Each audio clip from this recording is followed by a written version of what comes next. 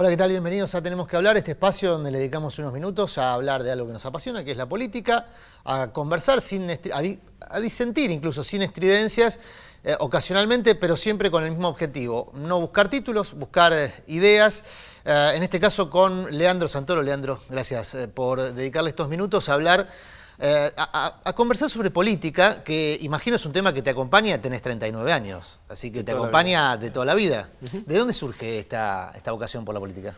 No lo sé, intentando de darle una explicación, ahora que me lo empiezan a preguntar porque soy candidato, intuyo que hubo dos hechos que desde muy chiquito me marcaron un poco, que fue la Guerra de Malvinas, donde recuerdo toda la movida del colegio y lo que fue, además, viste, la explicación, digamos, de la derrota, o sea, tengo ese recuerdo. Y después, obviamente, la aparición de Raúl Alfonsín como la contracara de la muerte y todo lo que eso nos significó a muchos, inclusive siendo muy chico, ¿no? Claro, siendo muy chiquito. Ahora volvemos sobre eso, pero decía, soy candidato, es cierto, no completé la presentación, ni siquiera la inicié. Soy candidato a vicejefe de gobierno de la... Vicejefe, ¿está bien dicho? Sí, vicejefe de gobierno de la ciudad. Por el Frente para la Victoria, tenés origen radical y en este caso estás acompañando a Mariano Recalde, que es el candidato del oficialismo nacional, pero oposición en la ciudad. ¿Cómo se lleva esta situación de ser oficialismo en términos nacionales, pero que en la ciudad hay que combatir con el oficialismo, digamos, combatir en términos electorales, estamos hablando de esos términos, ¿no? No, está muy interesante además la pregunta, porque justamente es lo que nosotros buscamos, el contraste de los modelos de país. A ver, vos organizás la ciudad de Buenos Aires de acuerdo a un modelo de país, un modelo, una cosmovisión, si querés, una forma de ver el mundo. Y es muy clara la diferencia entre cómo se gestiona el Estado local y cómo se gestiona el Estado nacional, y cuál es el rol del ciudadano en el Estado nacional y cuál es el rol del ciudadano en el Estado local, ¿no? Ahora, si hay algo que parece que los candidatos tienen muy en consideración en la ciudad, es que el elector porteño piensa su voto en relación al voto nacional, es decir, a la situación del país, no tanto su situación vecinal, local, comunal, porque en definitiva es un municipio o una subprovincia, depende, hay muchas definiciones de la ciudad por las características que tiene. Es un distrito autónomo. Sí, es cierto, esa es la definición constitucional, pero es difícil de mensurar en términos electorales, porque un municipio en una provincia determinada, en general, tiene mucha consideración lo que ocurre en el municipio. El alumbrado, el barrido, la limpieza, cosas bien distritales, incluso, si se quiere, la atención sanitaria inmediata. Sí, hay más cercanía entre el Estado local y la gente. Acá no, acá se vota en términos nacionales. ¿Esto beneficia o afecta a quienes pueden ser candidatos de un gobierno nacional? No, perjudica, claramente. Entre otras cosas porque en Buenos Aires se vive mejor en los últimos años y tiene mucho que ver con el crecimiento de la Argentina. O sea, porque hay más empleo, porque hay más consumo y también porque hay más empleo y más consumo, hay más recaudación. Entonces el presupuesto de la Ciudad de Buenos Aires es mucho mayor. Hoy es de 10.000 millones de dólares prácticamente, 9.500 millones de pesos. ¿Pero decías perjudica a qué? ¿A ustedes los perjudica? Nos perjudica a nosotros, claro, porque en realidad lo que se genera en todo el país, si vos te fijas, es la continuidad de los oficialismos. En la mayoría de las elecciones distritales y las elecciones nacionales de los últimos años vienen ganando los que estaban. Sí. Y pasa en los sindicatos, pasa en las provincias, en los municipios, en las gobernaciones, bueno, a nivel nacional ha pasado lo mismo.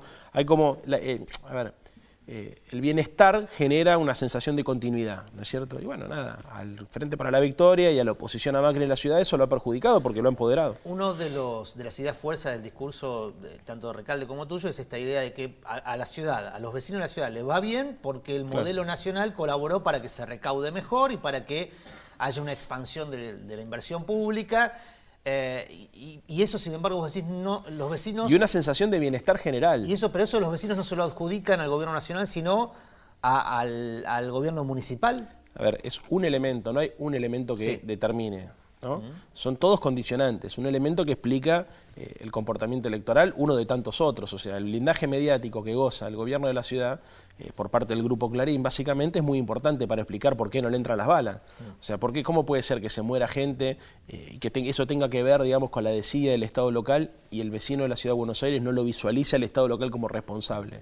Frente a las muertes en los asilos de ancianos, frente a las muertes en los talleres clandestinos, frente a las muertes en los gimnasios que se han derrumbado, frente a la muerte en Iron Mountain. O sea, ¿por qué? ¿Por qué no pasa eso, que se linkea una cosa con la otra? Bueno, el blindaje mediático es muy importante.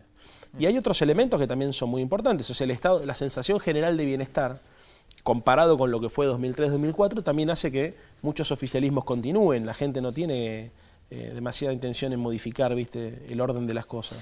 Ahora seguimos con la coyuntura, porque hay varios temas de esta semana, pero vuelvo a tu biografía y a este acercamiento con el gobierno nacional, porque vos venís del radicalismo, hubo ahí alguna polémica a partir de tu participación en las redes sociales. ¿Seguís activo en las redes sociales? Sí. ¿Sos de fijarte qué cosas dicen de vos o ya no lo haces porque puede ser muy tortuoso, como candidato sobre todo, ¿no? Ya no lo hago. Bueno, nosotros sí, lo hicimos, pero hicimos un tamiz porque hay cosas que realmente pueden ser muy violentas. A ver, una de las cosas que se dijeron de vos esta semana, ya se nos fue la calentura con Leandro Santoro. Esto lo dice Dani Bulla, que en la red social Twitter es un militante kirchnerista. Y aprovecho esto para preguntarte, ¿cómo es tu vínculo hoy con la militancia kirchnerista después de esa polémica con tus tweets muy duros contra la presidenta? La mejor, mucho afecto. ¿Y cómo fue esa reconciliación? Nunca hubo un problema. Nunca me pasó a mí que uno me incrimine, no. A ver, te lo voy a explicar muy fácil. Lo que hicieron los medios nacionales recortaron un pedazo de la realidad. Yo hasta el 2003, que me hice público, si querés, porque empiezo a ir a los programas de televisión, usaba Twitter con un sentido completamente diferente. ¿Por qué no se fijan los Twitter que yo mandaba acerca de mi opinión sobre el radicalismo? Porque no es que uno tenía una actitud era casi una actitud pan rock, digamos, lógica de un tipo que no era público, no tenía por qué dar explicaciones de lo que hacía, nada. O sea, no eran opiniones políticas. Si vos me juzgás por lo que yo hice en la vida virtual, como cualquiera, que no tenga responsabilidad pública, que no sea un hombre público. O sea, no eran opiniones políticas en sentido partidario o de un objetivo. No, ya lo expliqué. A ver, lo importante es que cada vez que se discutió algo importante en la Argentina, ¿cuál fue mi posición política y la de mi organización política? O sea, cuando se discutió ley de medios, cuando se discutió retenciones, cuando se discutió voto joven, cuando se discutió nacionalización de FJP, cuando se discutió nacionalización de YPF, cuando se discutió fondos buitres, cuando se discutió lo que quieras, fíjate cómo nos comportamos nosotros. Siempre estuvimos parados en la misma vereda. Por eso yo no creo que sea un cambio, una panquequeada ideológica. Al contrario, los que hicieron la panquequada ideológica son los dirigentes radicales. Sí, no te lo preguntaba en función de tu posición, que tiene, es cierto lo que vos decís, alguna coherencia o mucha coherencia con todas las cosas que sostenías, tanto vos como Leopoldo Bueno, que es tu referente político histórico, no sé si sigue siendo, imagino que sí. Sino la percepción del lado de los que te reciben en casa. Lo que planteaba Dani, y me parece que como disparador era muy interesante, es que hay un costado emocional de la política que no es... a ver, nosotros los que tenemos cierto grado de acercamiento con lo que se llama la rosca política, la construcción de poder en torno a proyectos políticos, estamos más empapados de realpolitik. Pero la militancia tiene un acercamiento muy emocional. Esa emoción de la militancia, vos decís que no se sintió afectado con conmigo de ninguna manera. Pero además, a ver, ¿por qué me eligen a mí? Entre otras cosas por esto, porque pude hacer ese cambio. O sea, y por mi forma de comunicar. Porque es mi forma de ver la política, ¿no es cierto? Mi forma de ser, digamos, como una actitud militante. Conservando la distancia, es un proceso similar ocurrió con Víctor Hugo, ¿no? Era muy crítico del gobierno nacional. Eve Bonafini. Sí. Eve estuvo más de... Barbaridades, dijo Eve, el gobierno nacional. Sí, pero muy pronto, 2, 3 años, ya estaba más encolumnada con el proyecto político kirchnerista, digamos. Ahora, sigo por este andarivel, pero ya para entrar a la coyuntura. Hablabas recién del tema panqueques, que es un tema que también hablábamos realpolitik y panqueques, que es prácticamente lo mismo. Esta semana Sergio Massa ratificó que va a ser candidato en las elecciones. Como dirigente político, participás de reuniones de conversación, hacen mesa de arena. ¿Cómo se evalúa esta situación ya en el plano nacional, no más allá de que sos candidato en la ciudad? Bueno, es la dificultad que tiene la derecha para constituir un proyecto político. Nosotros hace mucho tiempo que venimos insistiendo sobre la necesidad del reordenamiento del sistema de partidos en torno a 2 ejes, centro-izquierda, centro-derecha, izquierda-derecha, llámalo como quieras. Y eso hace falta para elevar el nivel del debate político, para mejorar la calidad de la democracia, para construir políticas de Estado, inclusive acuerdos, ¿no? Porque si vos no tenés claro cuáles son los disensos es muy difícil construir acuerdos. Y yo creo que por el lado del Frente para la Victoria se avanzó mucho en esa dirección. El Frente para la Victoria es un crisol donde se sintetizan diferencias, donde se construye una identidad política a partir de contenido ideológico, de debate, de adscripción a políticas públicas. Ahora, por el lado de la derecha, ¿qué ocupa ese lugar? La gestión, ¿no? Entonces, la gestión es como un ente o una construcción discursiva más abstracta, ¿no? La derecha hace gestión, entonces Massa es un hombre de la gestión, Macri es un hombre de la gestión, no sé, Felipe Solá supuestamente es un hombre de la gestión, por ponerte 3 nombres, y entre ellos no logran ponerse de acuerdo en un programa de gobierno. Mirá vos qué paradigmático. Y yo creo que eso tiene mucho que ver con la construcción individual de la política, o sea, atrás de ese proceso político hay mucha individualidad, mucho egoísmo, y por otro lado, además, con que muchos de esos intereses son inconfesables de los intereses que ellos defienden, porque tienen que ver con sectores de la burguesía nacional o del empresariado, de la clase dominante, que muchas veces entre sí están enfrentadas. Entonces, lo que estamos viendo en realidad es cómo se reconstruye un espacio de la centroderecha a partir de intereses y de una vocación de construcción de poder que tiene mucho que ver con la idea de tener de construir una alternativa al kirchnerismo, pero que le cuesta mucho a la hora de encontrar la encarnadura conceptual, programática, ¿no es cierto? Sigo dando vueltas por acá pensando en lo siguiente. Participás de actos de la CAP, digamos, del kirchnerismo y con fuerte presencia de la Cámpora, porque en definitiva Mariano Recalde es un dirigente de esa corriente. Y uno de los cantos de la Cámpora que más me gustan, aparte de los últimos tiempos, era ese que decía: no pasa nada si todos los traidores se van con Massa. Ahora, muchos de esos traidores están volviendo al Frente para la Victoria. Sí. ¿Cómo crees que pega esto? Sigo por el lado emocional de la militancia. ¿Cómo crees que pega, por ejemplo, en los pibes que estaban construyendo una alternativa política a Catopodis y ahora ven que Catopodis puede ser candidato al Frente para la Victoria? ¿Cómo crees que pega eso? O se toma como, bueno, la política, digamos, el peronismo es movimentista, tienen siempre las puertas abiertas, somos parte de un espacio peronista. Y bueno, hay que tomarlo como parte de la dinámica de construcción política. ¿No hay un golpe emocional, decís, ahí en la militancia? No es que no haya un golpe emocional. Lo que pasa es que yo creo que vos estás adjudicando un rol equivocado a la dimensión emocional en la política. La dimensión emocional... En la militancia, ¿no? Sí, igual la militancia. Te sirve para escribir un proyecto, para dedicarle parte de tu vida, de tu tiempo libre, digamos, una actividad que es muy noble, muy altruista como es la política, tiene que ver con la capacidad de construir una mística, un relato, ¿no? Pero cuando uno forma parte de una organización política y pretende ser de mayorías, asume que es por definición contradictoria y heterogénea. No existe movimiento popular que no sea contradictorio y heterogéneo, que no tenga esto. Y le pasa a la izquierda, le pasa a la derecha, le pasa a la construcción peronista, le pasa a los no peronistas. Digo, a los pibes del PRO le habrá pasado lo mismo con Carrió, ¿no es cierto? O la gente, los militantes radicales ni hablar, los que decidieron comerse la galletita del acuerdo con Macri, ¿no? Y de este lado pasa lo mismo, pero a ver, el punto es, todo este puterío de lo que va y de lo que viene cobra relevancia cuando no hay debate ideológico. Cuando vos tenés claro qué es lo que querés construir en la Argentina, cuál es tu agenda, hacia dónde querés direccionar esa organización política, los chismes ocupan un lugar secundario. Y yo creo que muchas veces cuando se le da demasiada pelota al chismerío o al puterío en la política es porque se está dejando de lado el debate ideológico. Y hay muchas cosas para construir en la Argentina, mucho poder social hay que construir para generar las transformaciones que necesita la complementación de este proceso político, que tienen que ver con mayor distribución del ingreso, con construir una sociedad mucho más igualitaria, con construir un modelo de desarrollo sostenible en el tiempo, y para todo esto hay que redefinir un montón de cosas que tienen que ver con las prácticas políticas, con las consignas y fundamentalmente con la política de acumulación. Pero también es necesario repensar cómo se acumula poder político para dar este debate en la Argentina, porque si no, frente a una derecha con capacidad de fuego mediático, capacidad de fuego financiero, capacidad de fuego en términos de lobby, va a ser muy difícil plantear una agenda más audaz de la que se planteó hasta ahora. Y el kirchnerismo, el progresismo, el socialismo democrático, el radicalismo, o sea, el movimiento nacional y popular necesita hacer como hizo Néstor en algún momento también, romper con su propia historia. Y eso es algo de lo que nosotros como generación tenemos pendiente. El radicalismo, sigo por el lado de la realpolitik, el radicalismo tiene 600 municipios, más o menos, unos 600 municipios. Se ha dicho acá, lo hemos comentado, incluso con los invitados de distintas fracciones políticas, que el radicalismo prácticamente se convirtió en un partido de supervivientes en términos de esquema de poder. Es decir, ve cómo hacer en cada elección para mantener, y si se puede agrandar, esa representación comunal, parlamentaria. Mal o bien, ha logrado ser la primera minoría opositora en el Congreso durante todos estos años, sin tener figuras descollantes en términos de representación institucional, sin tener un Raúl Alfonsín. Esa aplicación de la política como esquema de supervivencia, ¿permitirá que en algún momento el radicalismo, por aparte provenís de ahí, por eso te pregunto, vuelva a ser aquel partido de mayorías populares que fue en sus orígenes, con Alfonsín, o tendremos que ver esta versión del radicalismo más apegada a la supervivencia comunal, municipal? Y parlamentaria. El radicalismo no es más un partido político. Es en la formalidad un partido político, pero no cumple las misiones y las funciones de los partidos políticos. No ocurre, es una cultura política. O sea, vos te sentís radical porque te sentís parte de una familia.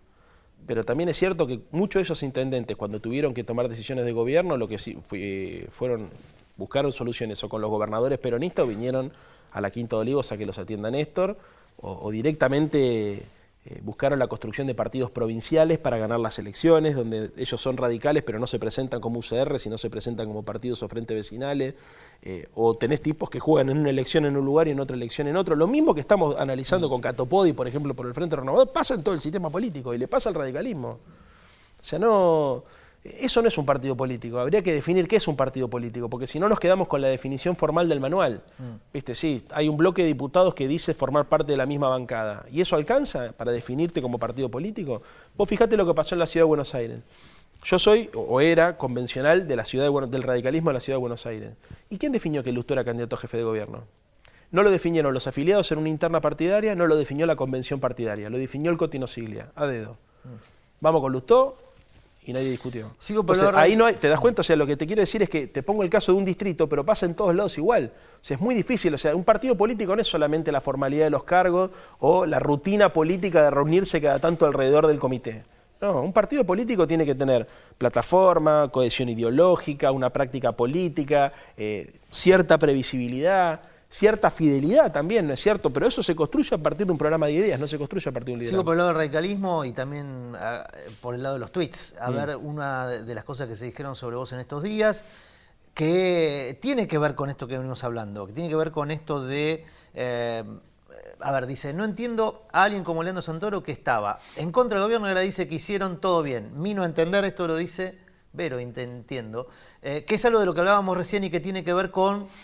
esta situación de convencer a un grupo grande de personas, sí, que es un electorado, respecto a que uno, y vos lo haces muy injundiosamente, digamos, el tema de la defensa de un proyecto, pero claro, el beneficio de inventario le corre a todos. ¿Crees que esto te puede jugar en contra de tu postulación, la de Mariano, este beneficio inventario, este archivo? ¿Qué es lo que no? Al contrario. A ver, ¿qué es lo que nosotros buscamos durante mucho tiempo? Que el radicalismo sea una alternativa superadora por izquierda al gobierno. Es mi cultura política. Ahora, en algún momento me di cuenta que eso no iba a pasar, más bien iba a pasar lo contrario. Ahora, ¿querés buscar el archivo? ¿Por qué no vas a buscar el archivo de las cosas que nosotros hicimos y dijimos? No las pelotudeces de Twitter. A ver, ¿cómo jugué yo cuando fue la discusión de la 125? ¿Y cómo jugaron los demás? ¿Cómo jugué yo cuando fue la discusión de la ley de medios? ¿Cómo jugué yo cuando fue la discusión de los fondos buitre? ¿Cómo jugué yo cuando fue la discusión de YPF? ¿Cómo jugué yo cuando fue la discusión de ANSES?